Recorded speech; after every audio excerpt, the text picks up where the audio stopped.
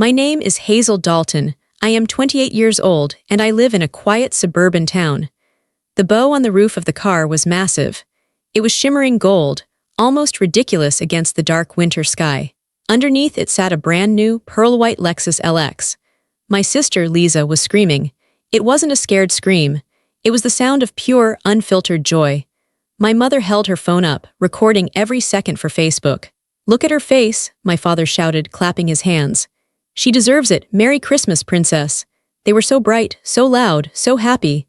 I stood 5 feet away in the shadows of the garage door. I looked down at my own hands. I was holding my gift. It was a white ceramic mug. It felt light and cheap. On the side, printed in basic black letters, it said, "Hard work pays off." The car cost $117,000. My mug cost maybe $5. I didn't throw it. I didn't scream. I didn't even cry. I just ran my thumb over the chipped rim of the mug and watched them celebrate. In that moment, the cold winter air didn't bother me at all. I finally saw exactly where I stood. And I knew exactly what I had to do. But before I tell you how everything flipped, like and subscribe, drop a comment. Where are you watching from? My name is Hazel Dalton. I am 28 years old. To understand why I didn't scream when I saw that car, you have to understand my life. You have to understand how a family can have 2 daughters, but only see one of them. My sister Liza was the main character. I was the background scenery. It wasn't something that happened overnight. It started when we were very small. It was a slow process, like water wearing down a stone. Liza was beautiful, everyone said so. She had bright eyes and a laugh that made people stop and look. When she walked into a room, the energy changed. My parents lit up. My mother would smooth Liza's hair. My father would pick her up and spin her around. I was just Hazel. I was quiet, I was steady, I didn't have a sparkle, I was just there. I remember a day when I was 8 years old. It was a Tuesday. I fell off the swing set at school. I landed hard on my arm. I knew right away it was bad. The pain was sharp and hot, like a fire inside my skin. The school nurse called my mother. I sat in the nurse's office for 2 hours. I watched the clock on the wall. The second hand ticked around and around. Every tick was a throb of pain in my arm. When my mother finally arrived, she wasn't worried. She was annoyed. She sighed as she signed the paperwork. "Hazel, honestly," she said as we walked to the car. "I had to leave the grocery store. Liza has a dance recital tonight. We don't have time for this." We went to the urgent care. The doctor said my wrist was sprained, not broken. My mother let out a breath of relief. Not because I wasn't hurt, but because a cast would have been a hassle for her schedule. She bought me a brace at the pharmacy and gave me 2 ibuprofen. "You're tough," she said. "You can handle it." That night, we went to the dance recital. I sat in the hard auditorium seat, cradling my throbbing wrist against my chest. Liza was on stage. She was wearing a pink tutu with sequins. She twirled and jumped. She missed a step, but she smiled and the audience clapped. Afterward, my father bought her a huge bouquet of flowers. "You were a star," he told her. They took her for ice cream. I sat in the back seat, nursing my wrist, eating a small cup of vanilla. No one asked how my arm felt. They were too busy talking about Liza's pirouettes. That was the pattern. Liza's needs were emergencies. My needs were inconveniences. When Liza got a C on a math test, it was a crisis. My parents hired a tutor. They sat with her at the kitchen table for hours, helping her with homework. They told her she was smart, that the teacher was just too hard. When I got straight A's, they just nodded. "That's good, Hazel." That was it. No celebration, no reward. It was expected. I was the smart one. I was the capable one. I didn't need help. I learned very quickly that if I wanted attention, I wouldn't get it. But if I made myself useful, they would at least tolerate me. So I became the fixer. If the dishes were dirty, I washed them. If the dog needed to go out, I walked him. If my mother forgot to buy milk, I rode my bike to the store. I thought that if I worked hard enough, if I was good enough, they would finally look at me the way they looked at Liza. I thought maybe if I am perfect, they will love me. I was wrong. Being perfect didn't make them love me. It just made them lazy. By the time we were teenagers, the roles were set in concrete. Liza was the princess. She needed clothes, makeup, and rides to parties. She needed comfort when boys broke her heart. She needed money for concert tickets. I was the infrastructure. I was the road she drove on. I got a job as soon as I turned 16. I worked at a diner on the highway. I washed dishes and bussed tables. It was greasy, hot work. My feet ached every night. My hands smelled like bleach and old ketchup. I saved every dollar. I bought my own car, a rusted Honda with 200,000 miles on it. Liza didn't work. My parents said she needed to focus on her social development. They bought her a nice used Jeep. When she crashed it 3 months later because she was texting, they were just glad she was okay. They bought her another one. I remember watching that happen. I was standing in the driveway, holding my work uniform. I looked at my rusted Honda. I looked at her new car. It's not fair, I whispered to myself, but I didn't say it out loud. I never said it out loud. I just swallowed the anger. I pushed it down deep into my stomach. I told myself that I was building character. I told myself I was independent. I didn't realize then that I was being trained. I was being trained to give everything and expect nothing. I was being groomed to be their servant. Liza graduated high school with a 2.5 GPA. My parents threw a massive party. They rented a tent in the backyard. There was a DJ. There was a catered buffet. I graduated valedictorian. We went to Olive Garden. My dad complained that the breadsticks were cold. That was my life. I was the shadow. Liza was the sun. And just like the sun, she burned anyone who got too close, but everyone loved the warmth too much to care. As we became adults, the dynamic didn't change. It just got more expensive. I moved out for a while, but I came back. My mother got sick, nothing fatal, just chronic fatigue and nerves. My father had high blood pressure and a bad back. They needed help. Liza was living in the city, trying to be an influencer or a model or something that didn't pay bills. So Hazel came home. I moved into the basement suite. It was dark and smelled like damp earth, but it was mine. I paid rent to my parents. I paid market rate. They took the money every month without a thank you. I worked as a paralegal at a busy law firm downtown. It was a high-stress job. I managed schedules, drafted documents, and dealt with angry clients. I was good at it because I was used to chaos. I was used to managing difficult people. My day started at 6 o'clock a.m. I would wake up, make coffee for the house, and leave for work. I worked until 5 o'clock or 6 o'clock p.m., then I started my second shift. I would come home and the house would be a mess, dishes in the sink. Mail piled on the counter. The dog barking. My mom would be on the couch watching TV. "Oh, Hazel, you're home," she would say, not looking away from the screen. "The sink is clogged again, and we're out of bread." I would change out of my work clothes and fix the sink. I would go to the store. I would cook dinner. My father retired early. He spent his days managing his investments, which mostly meant watching the news and complaining about the economy.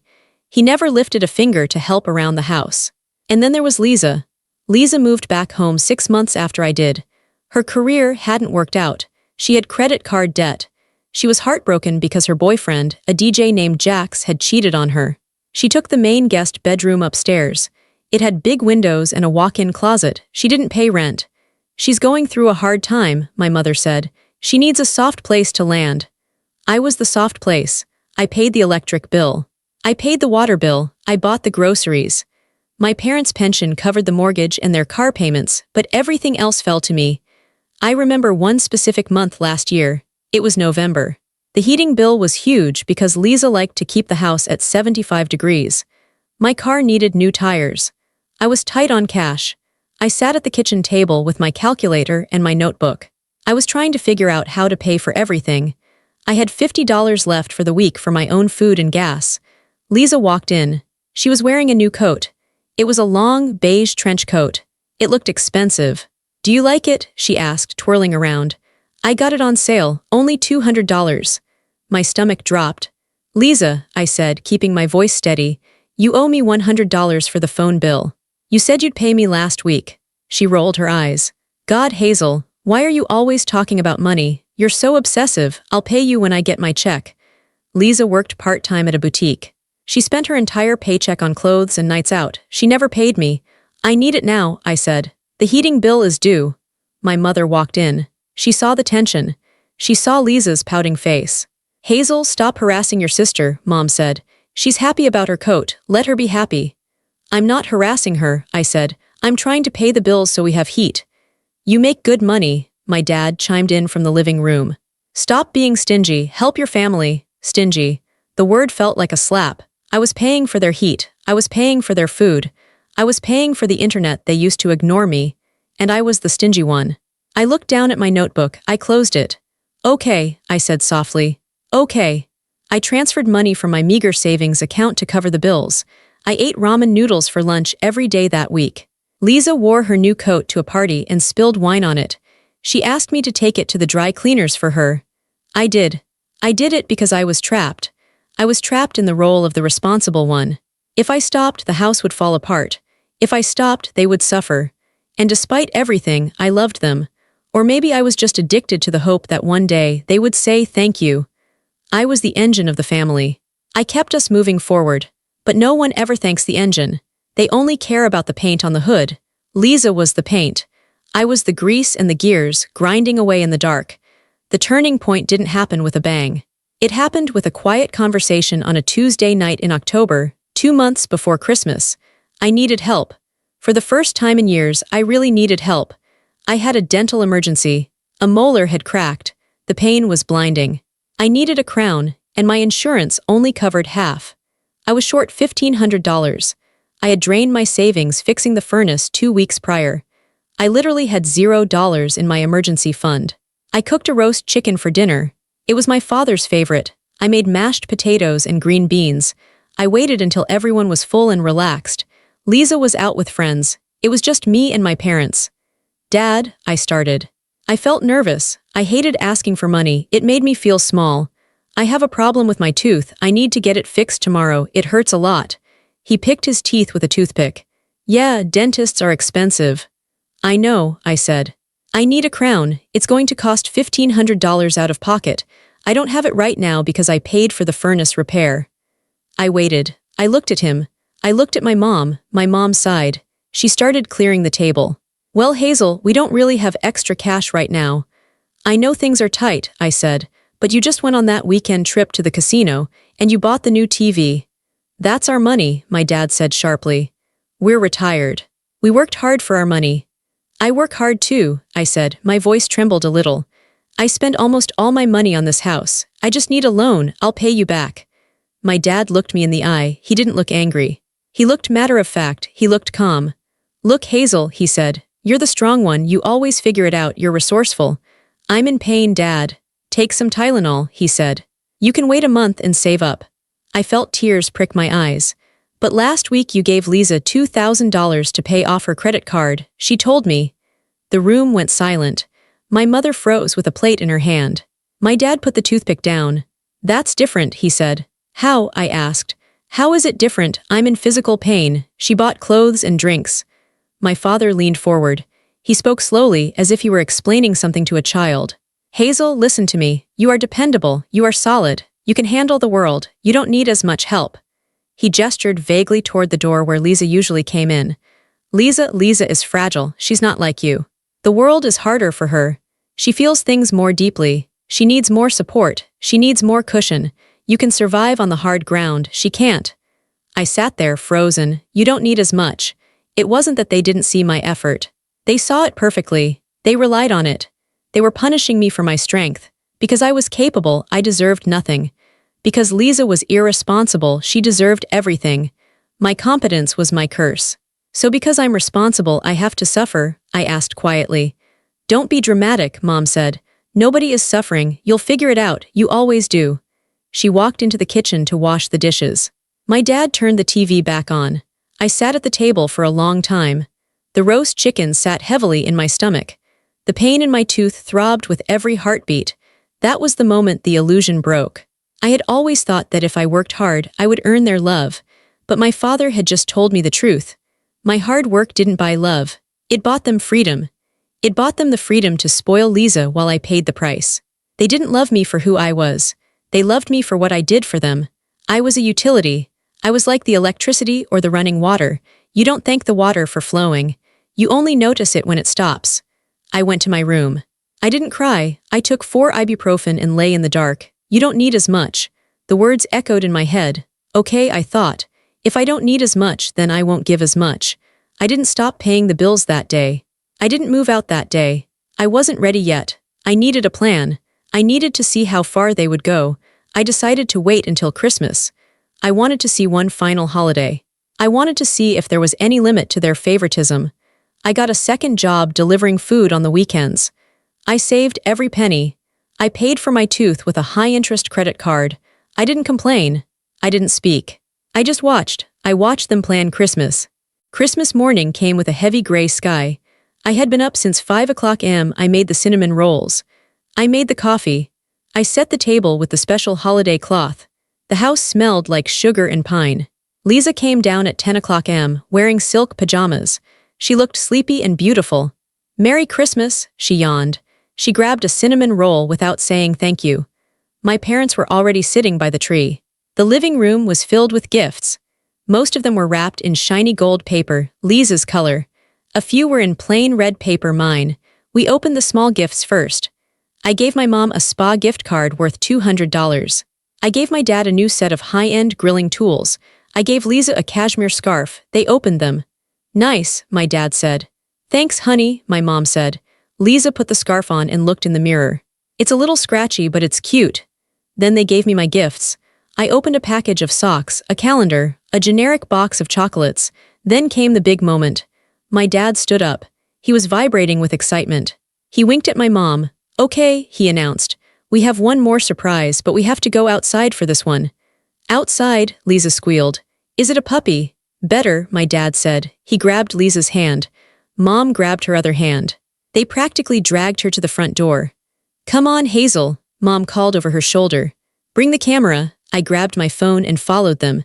I put on my coat and stepped out into the biting cold air. We walked to the driveway. And there it was. The Lexus LX 600. It was massive. It was pearl white. The chrome grille shone even under the cloudy sky. And on top, tied to the roof rails, was a gold bow the size of a beach ball. I knew how much this car cost. I worked in a law firm. I knew the value of assets. This was a six-figure vehicle. This was more money than I made in 2 years. Liza stopped. Her hands flew to her mouth. "Oh my God," she screamed. "Oh my God, is that mine, Daddy, Mommy, is that mine?" "It's yours, baby girl," Dad shouted. "Merry Christmas." Liza ran to the car. She hugged the hood. She jumped up and down. She was crying happy tears. "I can't believe it, it's beautiful. It's the one I wanted." My mom was beaming. "We wanted you to have something safe and reliable. You deserve the best." I stood by the garage door. The wind bit at my face. I felt numb. "You deserve the best." Liza, who had never paid a bill in her life. Liza, who crashed cars and quit jobs. Liza, the fragile one. My dad looked over at me. He seemed to suddenly remember I was there. He reached into his pocket and pulled out a small box. It wasn't wrapped. "Here, Hazel," he said, tossing it to me. "Didn't forget you." I caught it. It was a white cardboard box. I opened it. Inside was a mug. A white ceramic mug. I pulled it out. It felt light, cheap. On the side in block letters, "Hard work pays off." I stared at it. A Lexus for her. A mug for me. The symbolism was so perfect it felt scripted. It was a joke. It had to be a joke. I looked up at my father. He wasn't laughing. He was smiling that benevolent, clueless smile. "Thought that would fit you," he said, "since you're always working so hard." "Yeah," I said. My voice sounded distant to my own ears. "Thanks." Liza was inside the car now, honking the horn. My parents were laughing, taking pictures of her through the window. They didn't see me. They never saw me. "Hazel, come take a picture of us with the car," Mom yelled. I walked over. I held up my phone. I framed the shot. My parents leaning in the window kissing Liza's cheeks. The happy family, click. One more, click. "Okay, let's go inside, it's freezing," Mom said. We went back inside. The mood was electric.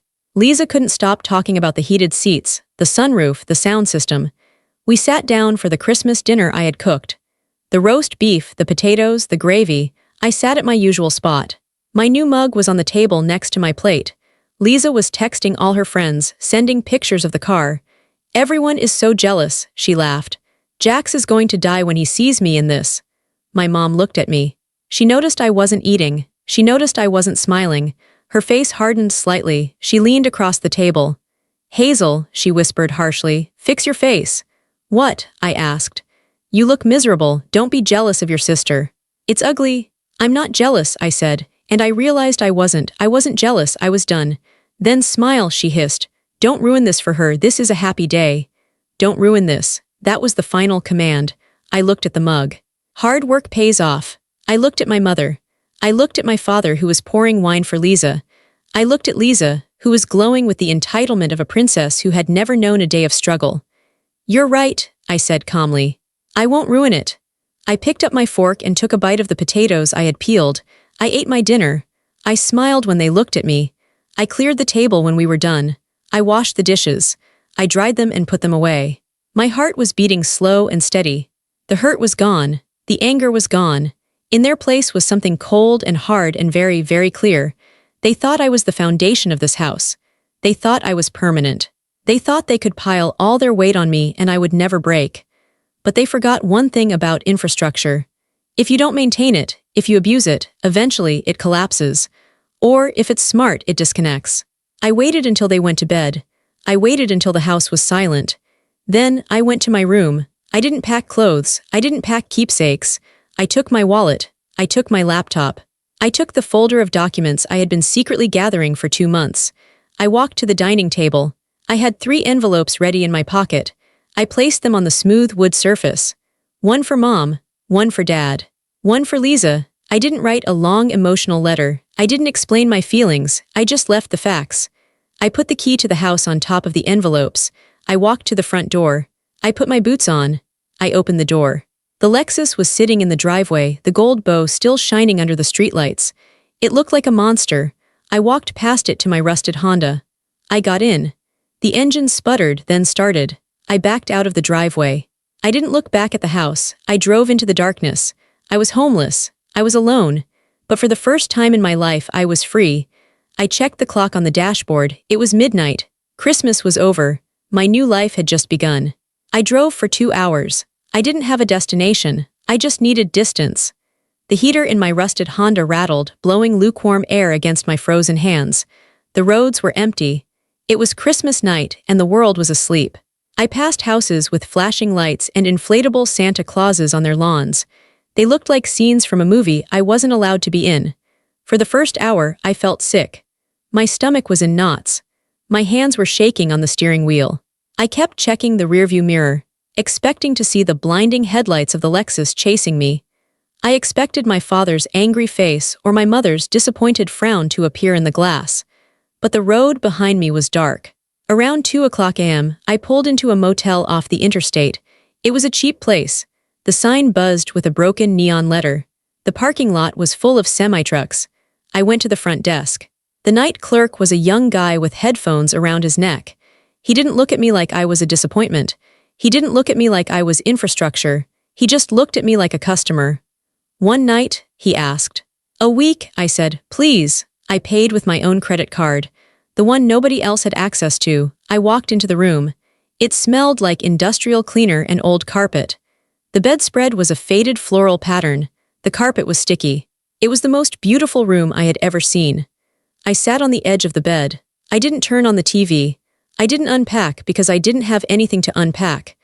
I had my laptop, my phone, my wallet, and the clothes on my back. I opened my laptop.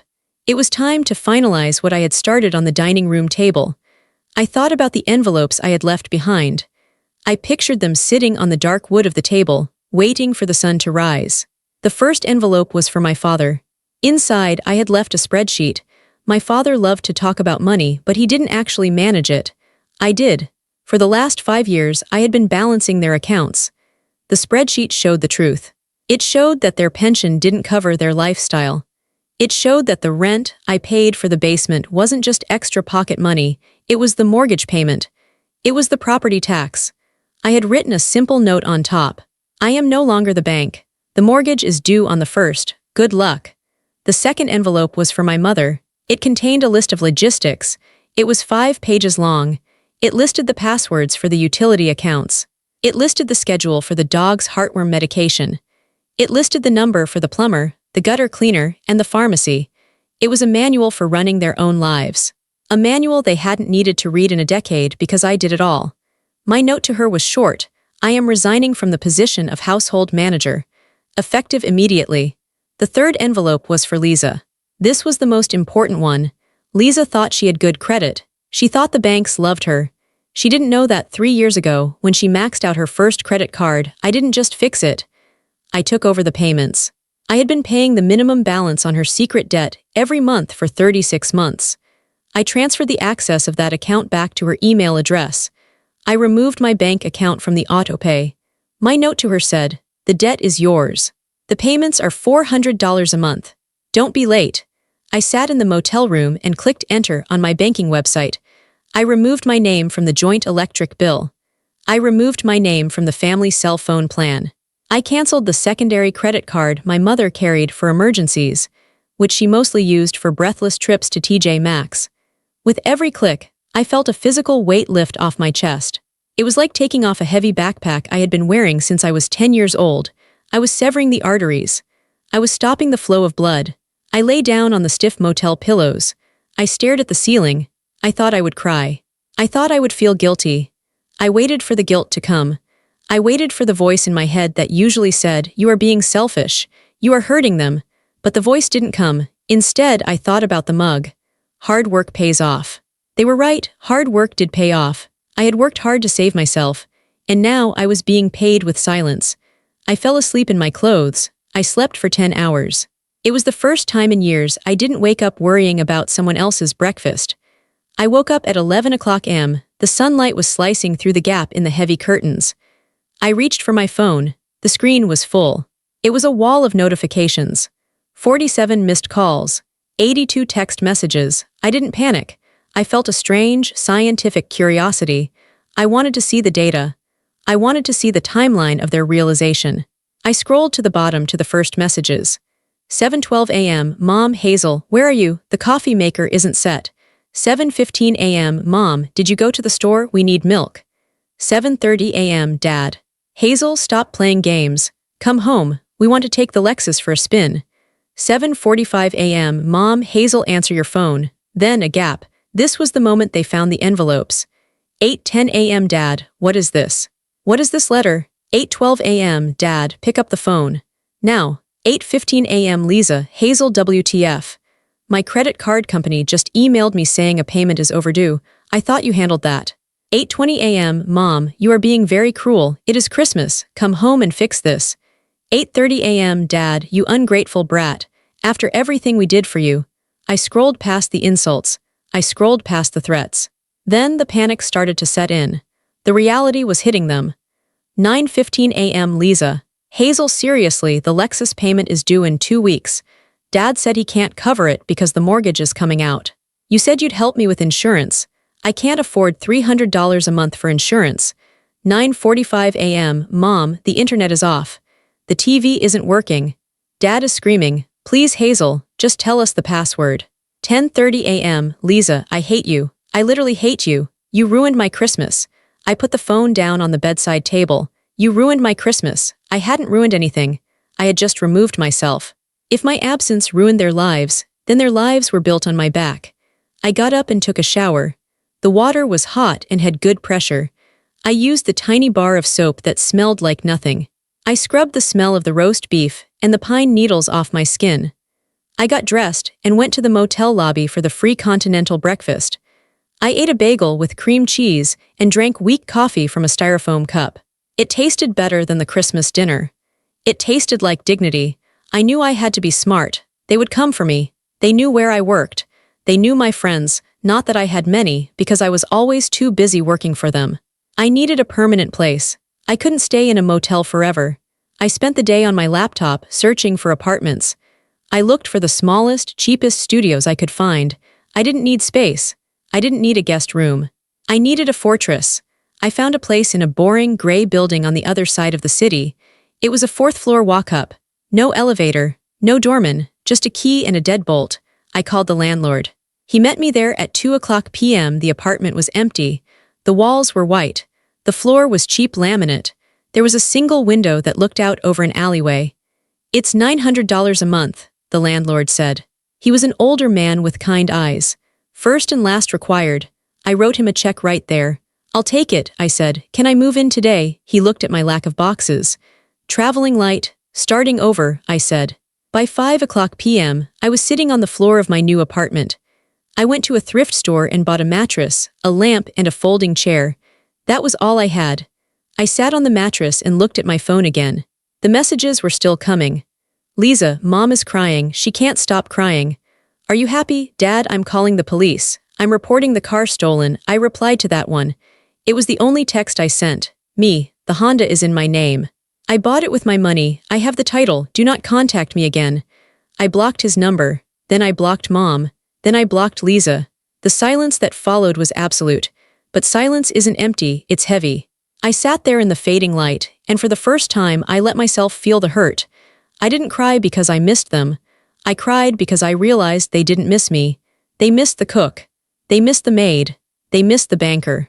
They missed the punching bag. They were panicking because the services had stopped. Not one text said, "We love you." Not one text said, "Are you okay?" Not one text said, "I'm sorry we hurt you." It was all about the money. It was all about the inconvenience. My father was worried about the mortgage. My mother was worried about the internet. Liza was worried about the car. I was just the tool that had broken. When your vacuum cleaner breaks, you don't cry for the vacuum cleaner. You get angry that the floor is dirty. That realization hardened me. It turned my sadness into steel. I wiped my eyes. I stood up. I walked to the kitchen, which was just a stove and a sink. I filled a glass with tap water and drank it. I was done being a vacuum cleaner. I was a person, and I was going to live like one. 3 days later, they found me. I shouldn't have been surprised. I hadn't left the state. I still had my job at the law firm.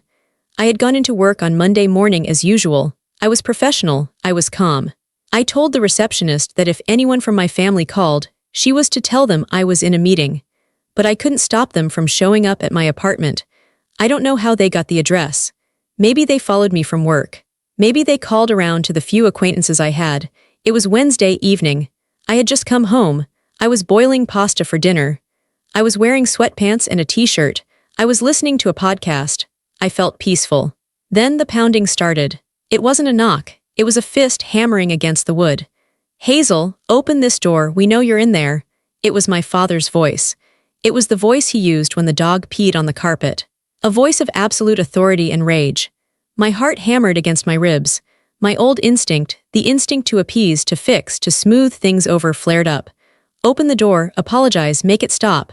I took a deep breath. I turned off the stove. I walked to the door. I didn't open it. I looked through the peephole. They were all there. My father, red-faced and puffing. My mother, looking frantic and disheveled. Liza, looking like a tragic victim in her designer coat. "Open the door, Hazel," my mother screamed. "I know you can hear us." I unlocked the deadbolt and opened the door. I stood in the doorway, blocking the entrance. I didn't invite them in. "What do you want?" I asked. My voice was low and steady. "What do we want?" My father pushed forward, trying to intimidate me. "We want you to stop this insanity. You're coming home, now." "No," I said. "You are tearing this family apart," my mother shouted. She was crying, but it felt performative. "How can you do this to us, after everything we've done for you?" "What have you done for me?" I asked. "Besides taking my money and making me feel small." "We gave you a home," my dad yelled. "We put a roof over your head." "I paid for that roof," I said. "I paid the mortgage for the last 5 years. You know that, you saw the spreadsheet." "That was your contribution," he spat. "That's what family does." "And what was Liza's contribution?" I looked at my sister. Liza stepped forward. Her eyes were swollen. "This isn't about me, Hazel. This is about you abandoning us. The repo guys are calling about the Lexus. Dad says we might lose the house. You have to help us." "I don't have to do anything," I said. "You're selfish," Liza hissed. "You're just jealous because I got a car and you didn't. You're being a baby." I laughed. It was a dry, short sound. "Liza," I said, "I'm not jealous of the car. I'm sorry for you.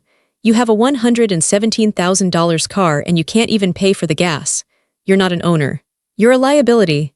"Don't talk to your sister like that," Mom stepped in. "She is fragile." "She's 26, I snapped. The anger finally broke through my calm. "She is a grown woman. She is not fragile. She is spoiled. And you made her this way." I looked at my parents. "I am done," I said. "I am done paying for her life. I am done paying for your retirement. I am done being the one who cleans up the mess."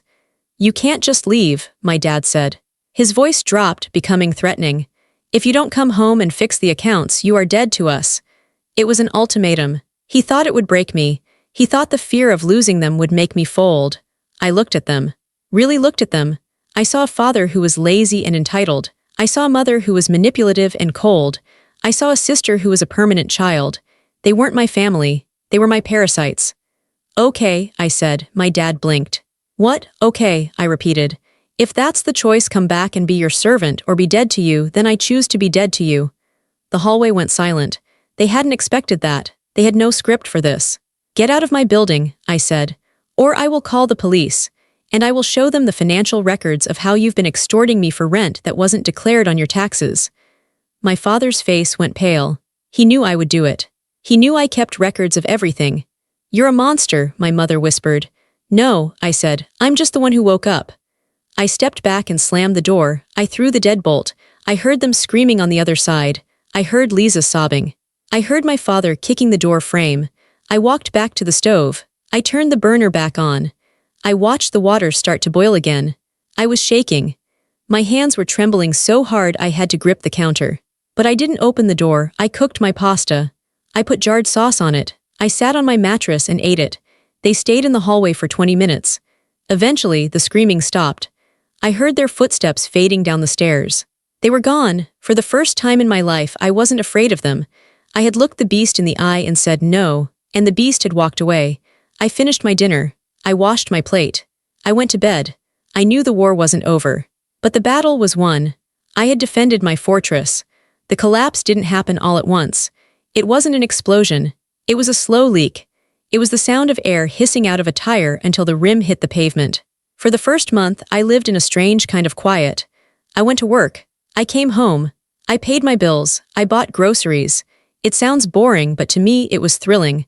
I had money in my bank account at the end of the week. I didn't have to check my balance before buying a latte. I didn't have to dread the sound of my phone ringing. But even though I had blocked them, I couldn't block the world. We lived in a medium-sized town. People talked. The first crack in their facade appeared 2 weeks after the confrontation. I was at the grocery store, standing in the pasta aisle, deciding between penne and fusilli. I ran into Mrs. Gable, our next-door neighbor from my childhood home. She was a nice woman, but she loved gossip. "Hazel," she gasped, clutching her purse.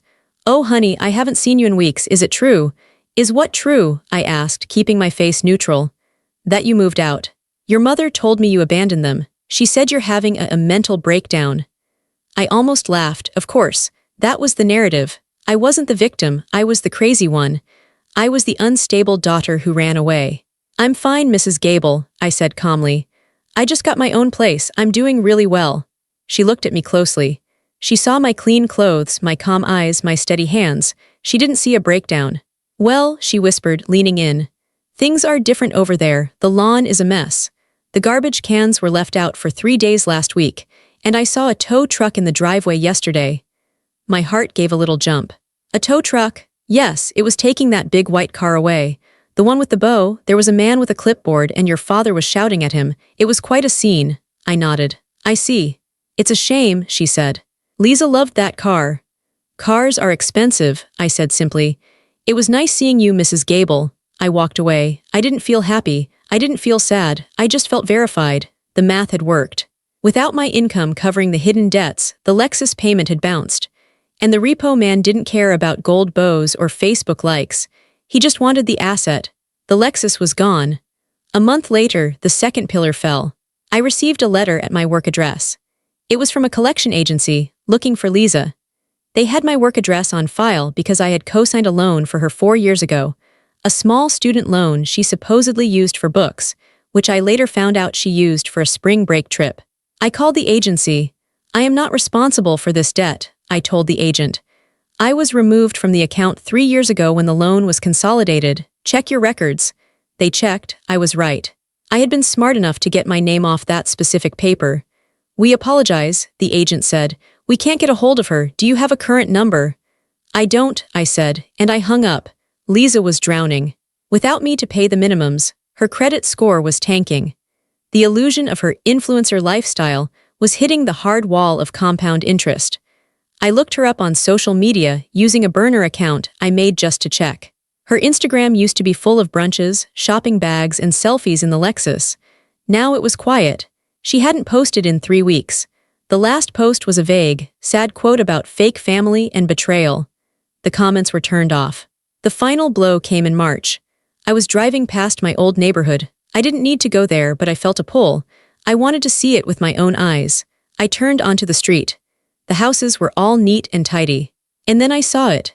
There was a sign in the front yard, "For sale," and not just for sale. It had a price-reduced sticker slapped across the top. The grass was overgrown. The blinds were drawn. The house looked tired. It looked like a place where happiness had packed its bags and left. I pulled over and idled the car for a moment. That house had been my prison. It was where I learned to be invisible. It was where I learned to serve. My parents couldn't afford the mortgage without my rent. They couldn't afford the property taxes. They were downsizing. They were probably moving to a condo or a rental. They were losing the stage where they had performed their perfect family play for so many years. I thought I would feel guilty. I waited for the pang of regret. But I looked at the house and I realized, they did this.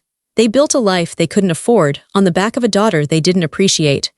When the foundation walked away, the house sank. That is just gravity. You cannot be mad at gravity. I put my car in drive and kept moving. 2 weeks later, I saw Liza. I was at the mall buying a new pair of work shoes.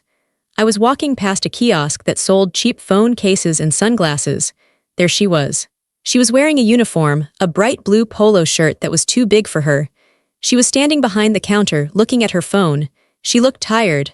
Her hair wasn't perfectly blown out. Her nails weren't done. She looked normal. She looked like everyone else. A customer walked up to the kiosk. He was an older man looking for a charger. "Do you have this in USB-C?" he asked. Liza put her phone down. She sighed. "I don't know, look on the rack." "Can you help me?" the man asked. "I'm on my break in like 5 minutes, Liza snapped. I watched from behind a mannequin. She was still Liza. She was still entitled. But the world was teaching her a lesson I never could. The world was teaching her that if you don't work, you don't eat. She had lost the Lexus. She had lost the free rent. She had lost the buffer. Now she was just a girl selling phone chargers for minimum wage. I didn't go over to her. I didn't say hello. I didn't want to gloat. Seeing her like that didn't make me feel victorious. It made me feel relieved. She was surviving. She was working. It was the best thing that could have happened to her. I had stopped crippling her with my help. I walked out of the mall. The sun was shining. I got into my rusted Honda. It wasn't a Lexus, but it was paid for. It was mine, and it started every time I turned the key. A full year passed. It was Christmas Eve again. The weather was exactly the same as the night I left, cold, gray, and biting, but everything else was different. I was in my apartment. I had painted the walls a soft sage green. I had bought a rug. I had a bookshelf filled with books I actually wanted to read, not legal briefs or family financial records. The apartment smelled like rosemary and garlic. I was roasting a chicken just for me. I had a small tree in the corner. It was only 3 feet tall. It had white lights and simple wooden ornaments. Underneath it, there were no piles of gold-wrapped gifts. There was just one box. It was a high-quality blender I had bought for myself because I wanted to make smoothies. I poured myself a glass of wine. I walked over to my cabinet and opened it. There, sitting on the shelf, was the mug. Hard work pays off. I hadn't thrown it away. I used it every morning for my coffee. At first, I kept it as a reminder of my anger. I used it to fuel my hustle. But over the last year, the meaning had changed. The mug was right. Hard work did pay off. But only if you were working for the right people. Only if you were working for yourself. When I worked for them, my hard work paid for their luxury.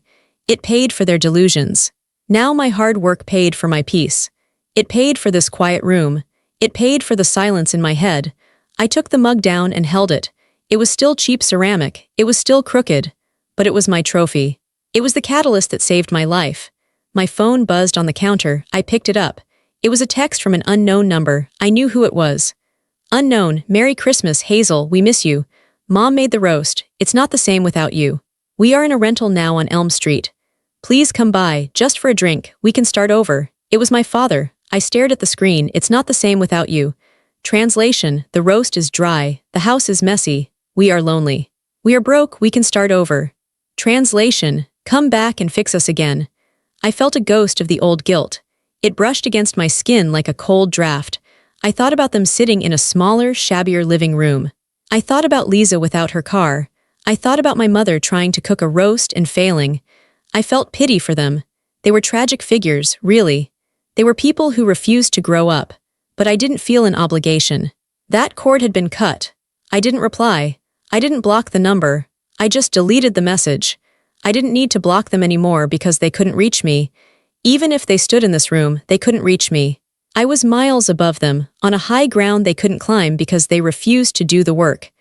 I put the phone down and turned back to my stove. I took the chicken out of the oven. It was perfect. Golden brown and crispy. I sat at my small round table. I lit a candle. I thought about the word fairness.